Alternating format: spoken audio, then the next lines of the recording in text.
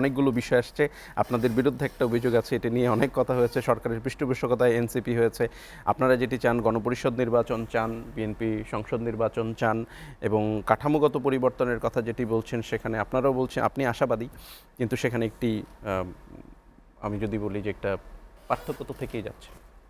আচ্ছা, প্রথমত আপনার কোশ্চেনটা ছিল চারুকলাকে কেমন ব্যবহার করা হচ্ছে। দেখুন এবারের বিষয়ে চারুকলাকে আওয়ামী লীগ একেবারেই তার নিজস্ব প্রতিষ্ঠান হিসেবে ব্যবহার করেছে। এটা শুধু চারুকলার বিষয় না, বাংলাদেশে যত প্রতিষ্ঠান আছে সমস্ত প্রতিষ্ঠানকেই আওয়ামী লীগ তার ফ্যাসিজম কায়েম করার উদ্দেশ্যে ব্যবহার করেছে। এটা চারুকলার জন্য বিশেষ না, তবে কিছু শুধুমাত্র তাই নয়, তার যে এই যে পোর্ট্রেচার, এবং দেখেন যে আওয়ামী লীগ তো অত্যন্ত জুলুমকারী একটি দল এবং তার অনেক অন্যায় করতে হয়, দিনব্যাপী রাতব্যাপী অনেক অন্যায় করতে হয়েছে প্রতিদিন।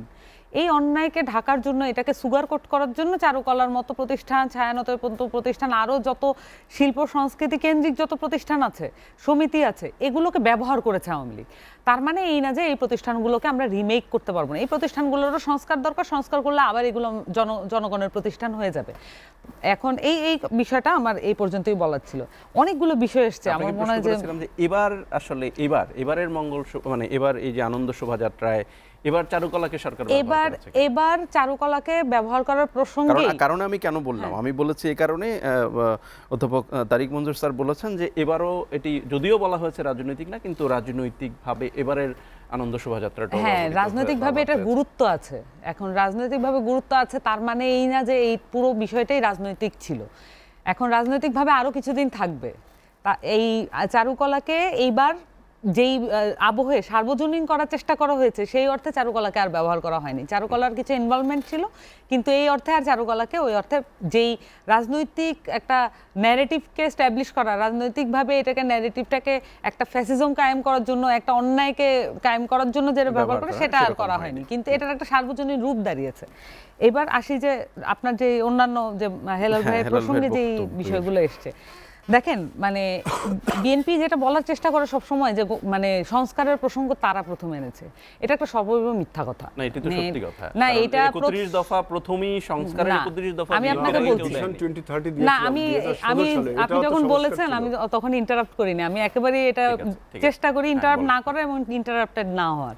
তো দেখেন এখানে প্রথম 2013 সাল থেকে সংস্কারের প্রসঙ্গ এসেছে, এবং আমি আপনাকে বলি যে এখানে যে রাষ্ট্র সংস্কার আন্দোলন নামের যে দলটি আছে এবং গণতন্ত্র মঞ্চ আছে, তারা তো পরে ফর্ম করেছে, কিন্তু রাষ্ট্র সংস্কার আন্দোলনের আগে ছিল রাষ্ট্রচিন্তা, এবং তারা 2013 সালে একটা প্রকাশনা করেছিল সংবিধান সম্পর্কে, তারা একটা পুস্তিকা বের করেছিল, ওটা 2013 সালের কাজ, এবং ওই কাজের সাথে আমি নিজেও যুক্ত ছিলাম। তো ওটা আমি জানি যে একেবারেই মানে সংবিধানকে যে ভোল পাল্টে ফেলতে হবে, এবং সংবিধানের মধ্যে যত রকমের গ্যারাকল আছে যেটার মধ্যে আসলে আমাদেরকে আটকে ফেলে এক রকমের ভাব দেওয়া হয় যে উপর থেকে সবকিছু ঠিক আছে, কিন্তু ভিতর দিকে কোনো কিছুই ঠিক নাই।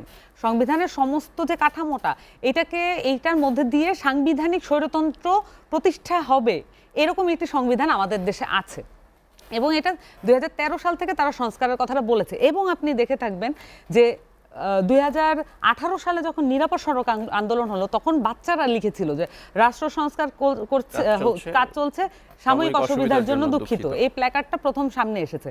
তারা কিন্তু 31 দফা 33 দফা এগুলো কিন্তু বোঝে না, কিন্তু তারা এক ধরনের আইডিয়া তাদের মধ্যে জেনারেট হয়েছে যে এইটা রিফর্মটা একটা পুরো গণদাবিতে পরিণত হয়েছে গত কয়েক বছরের আমাদের স্ট্রাগলের মধ্য দিয়ে। কিন্তু এইটার প্রথম যেই কথাটা, এটা আমি আজকে বললাম যে এটা 2013 সাল থেকে রিফর্মের কথাটা প্রথম এসেছে, এটা বিএনপির প্রথম উদ্ভাবন, এটা একেবারেই না। হ্যাঁ, তারা অ্যাকসেপ্টেড করেছে, এটা তাদের পলিটিক্যাল ম্যাচুরিটি, এটা বলতেই হবে। এখন দেখেন যে কথাটা আসছে যে বিএনপি এই জায়গাটাতে সবচাইতে অগ্রগামী এবং ভ্যানগার্ড। দেখেন 2007 সালে যখন 11 সরকারের ওই সময়টা চলছে, আওয়ামী লীগ বিএনপি দুইটা দলই কিন্তু নিজেদের দলীয় রিফর্ম এবং এই যে সাংবিধানিক কাঠামো, এগুলো নিয়ে কিন্তু প্রশ্ন তুলেছিল। আপনি সে সময় রিপোর্টগুলো দেখবেন, এবং তারা প্রেস কনফারেন্স করে তাদের দুইটা দলেরই বড় বড় নেতৃত্ব একত্রিতভাবে এবং আলাদাভাবে তারা প্রেস কনফারেন্স করে বলেছিল সংবিধানের এই জায়গাগুলো পরিবর্তন করা দরকার, দুইবার প্রধানমন্ত্রী থাকে, এই জিনিসগুলো কিন্তু সেই সময়ের আলাপ, এবং সেই সময় এই দুইটা দল কিন্তু এগ্রি করেছিল যে এই বিষয়গুলোতে তারা মনোযোগ স্থাপন করবে।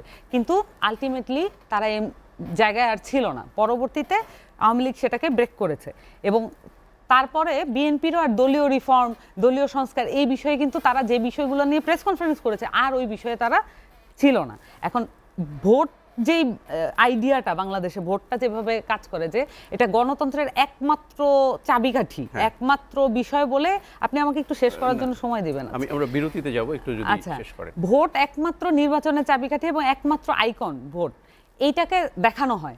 কিন্তু যদি দেখেন আওয়ামী লীগও কিন্তু এক ধরনের ভোট করেই ছিল এবং সে অবৈধ আমরা বলছি, এখন আমরা বলতে পারছি, আমাদের বাকস্বাধীনতাই তো ছিল না এতদিন, কিন্তু সে তো এটাকে বিদেশে এস্টাবলিশ করতে, লিগ্যালাইজ করতে পেরেছে এবং সাংবিধানিকভাবে লিগ্যালাইজ করতে পেরেছে। যদি অসাংবিধানিক হতো তাহলে কিন্তু আমাদের যে পার্শ্ববর্তী দেশগুলো আছে যারা আমাদের সাথে নানানভাবে ফরেন রিলেশনে সম্পর্কযুক্ত, তারা কিন্তু এই বিষয়টা ধরতে পারতো এবং বলতো, কিন্তু তারা বলেনি, কারণ এটা সাংবিধানিকভাবে এটার মধ্যে কোনো সমস্যা ছিল না। এই বিষয়, এই ভোট 3টা সাংবিধানিকভাবে বৈধতা দেওয়া সম্ভব যদি কেউ চেষ্টা করে। এখন দেখেন 31 দফার বিষয়ে অবশ্যই এটা একটা মোটামুটি একটা মানে হ্যাঁ ইতিবাচক, এটা অবশ্যই, কিন্তু অভ্যুত্থানের পরে অবশ্যই এই 31 দফা অবশ্যই আমরা চাই। আমরা আমাদের ধরেন আমরা একটা রাজনৈতিক দল, তারপরে তো হ্যাঁ আমরা বিএনপির কাছে চাইবো যে তারা এই জায়গাগুলো আবার রিচেক করুক এবং 31 দফার মধ্যে আরো কিছু সংস্কার প্রস্তাবনা ইনক্লুড করা যায় কিনা সেটা হয়তো তারা বিবেচনা করে দেখবেন। দেখেন, প্রথমত ইদানিং আমি এটা শুনছি যে সংবিধানে যে কয়টা সংশোধনী হয়েছে ওগুলাকে পরিবর্তন হিসেবে কাউন্ট করা হচ্ছে, সংবিধানের পরিবর্তন হিসেবে। কিন্তু সংশোধনী কিন্তু পরিবর্তন এমন অর্থে যে এটা সংশোধনীগুলো করা হয়েছে বিভিন্ন পলিটিক্যাল গভর্নমেন্টের সময় এবং পলিটিক্যাল স্বার্থের কারণে, স্বার্থের। কিন্তু ভবিষ্যতেও যদি সংশোধনী হয় সেটাও তো পলিটিক্যাল গভর্নমেন্ট। আমি ওইটাতেই আসতেছি। এখন পলিটিক্যাল গভর্নমেন্টে, শুধুমাত্র পলিটিক্যাল গভর্নমেন্টের কেন ম্যান্ডেট নাই একটা সংবিধান পরিবর্তন করার? তাহলে গণপরিষদের মতো বা এই ধরনের আইডিয়া কেন আমাদেরকে এন্ডোর্স করতে হইল? কারণ পলিটিক্যাল গভর্নমেন্ট একটা জায়গা থেকেই যায় যে সে তার দলীয় স্বার্থে এটাকে ব্যবহার করবে এবং এখনো কিন্তু কথাটা আসছে যে কলমের কোচায় এসব সংস্কার, এগুলো আমরা মেনে নেব না, এগুলো আমরা করতে দেব না। তাহলে এই যে কথাগুলো আসছে, এটার তো আসলে বাস্তবতা আছে বাংলাদেশে এবং এরকম হয়েছে না, মানে সবচেয়ে ভালো কাজটাও যদি আগের সরকার করে গিয়ে থাকে, পরের সরকার এসে ওটাকে চেঞ্জ করে ফেলছে। আবার হচ্ছে ধরেন র্যাবের মতো প্রতিষ্ঠান, এটা বিএনপি তৈরি করার পরেও আওয়ামী লীগ এটাকে বিরোধিতা করেছে সেই সময়, কিন্তু এটাকে আরো ফুল ফ্লেজ এটাকে ব্যবহার করেছে। নানান রকমের বাস্তবতায় বাংলাদেশে আমরা দেখেছি। এখন গণপরিষদের নির্বাচনের মাধ্যমে এটা হচ্ছে একটা স্থায়ী প্রভাব ফেলতে পারে, এমন একটা পরিবর্তন করতে পারে যে পরিবর্তনটা পরবর্তীতে কেউ আসলে পরিবর্তন এরপরে কোনো মানে হ্যাঁ হ্যাঁ কোনো রাজনৈতিক দল, পলিটিক্যাল গভর্নমেন্ট এসে এটাকে পরিবর্তন করতে পারবে না। আমরা একটা স্থায়ী সরি আমার সময় দিবে। আমি গণপরিষদ এটা সাধারণত নতুন সংবিধান তখন তৈরি হয়, যেমন দেশ স্বাধীন হয়েছিল, এখন নতুন সংবিধানই চাচ্ছে। গণপরিষদ কিন্তু এখনের বাস্তবতা না, কারণ আমরা তো নতুন দেশ স্বাধীন করিনি, বাংলাদেশ রাষ্ট্র তো রয়েছে। এনসিপিও নতুন সংবিধানই চায়। Very bad education, very bad education. এটা কিন্তু ঠিক, আমরা সময় চেয়ে নিলাম। হ্যাঁ ঠিক আছে, আপনাকে দিলে ওকে। এখন এনসিপি জিতবে কি জিতবে না এইটা আমাদের বিষয় না, বিষয়টা হচ্ছে বাংলাদেশের। আমি আবারও বলছি, আজকে আরেক জায়গায় বলেছি, আবারও বলছি, বাংলাদেশে আমূল পরিবর্তন প্রয়োজন। এটা আপনি যতদিন ধরে করেন, এটা পলিটিক্যাল কনসেনসাস যতদিন না ক্রিয়েট হবে এটা করা যাবে না। বাংলাদেশে গণঅভ্যুত্থান ঘটেছে একটা বড় এলিমেন্টকে বিদায় করে, ফ্যাসিস্ট একটা বড় কাজ আমরা সবাই মিলে করেছি, আরো অনেকগুলো কাজ বাকি আছে। এইটা হচ্ছে একটা বাস্তবতা। এখন এই বাস্তবতাকে আমরা কতটুকু কে করতে পারবো এটার উপরে নির্ভর করবে পরবর্তী দিনে রাজনৈতিক দলের জনপ্রিয়তা।